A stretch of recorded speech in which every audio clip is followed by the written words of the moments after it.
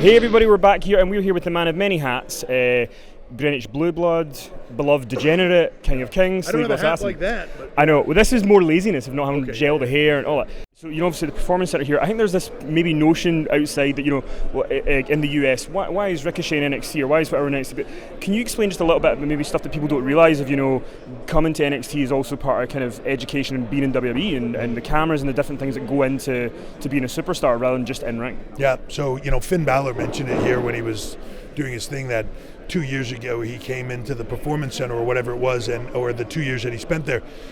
He had never really cut promos. He had never really spoke on camera because he worked in Japan and places where he didn't really have to speak, and he was petrified of it. I remember working with him one of his first weeks in, and we were working on his character and his entrance, and I remember walking outside of Full Sail after a long day of TV, and I saw he was leaning against the garage door and he was staring at the ground, and I walked by him and I was like, "You all right?" And he was like, "Yeah, I'm just a bit overwhelmed." And I was like, "In what way?" And he goes, "All of it. I've never had anybody even say to me, let's look at this camera, let's think about this." Like, we produce a television show. We produce a movie event that is based around in-ring and characters and a skill set, right? And a lot of the way the rest of the world, you learn to wrestle, and that's kind of about it. And you're kind of figuring that out. We're trying to create something more. Not only are we trying to create it in-ring, so you have to be able to talk to people, you have to be able to entertain people, you have to be able to connect with them passionately, not just give them a great match, but connect passionately to them. If you think about some of the biggest names that have ever been in this business, the most meaningful, the largest superstars, they haven't always been the best in-ring performers. They've been the most captivating personalities, teaching people how to be something more than just a good wrestler. And then in addition to that, it's media training, it's giving back, it's working with charities, it's all the things that we do and how meaningful that can be to you. It's managing your finances, it's doing all these things so that at the end of your career you have something. It's creating the best athlete, the most well-rounded athlete. It's taking out the negatives and putting all the positives in place to make somebody more. But that's the learning arc.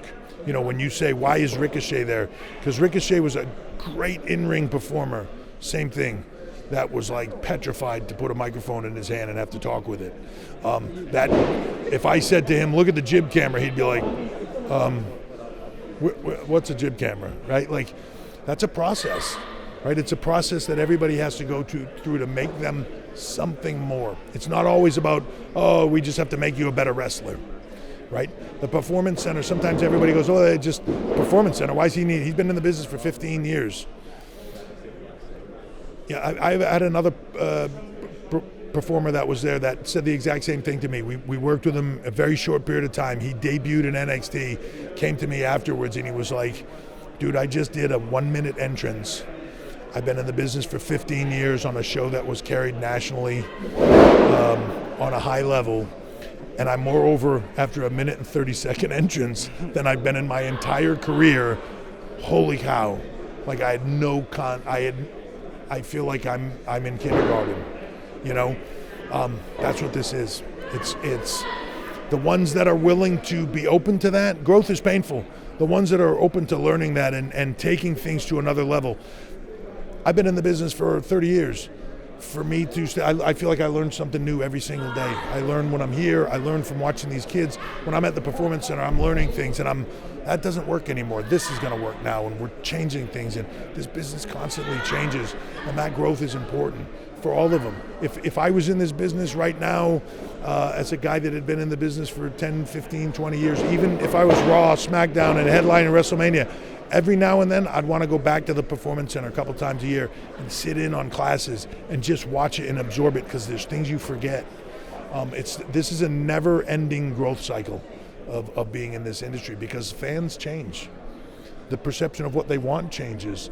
What they desire to see changes, right? It constantly grows. You constantly have to grow with it, or you die. We want to thank you very much for your time. Thank you very much. Thanks, man. Appreciate it.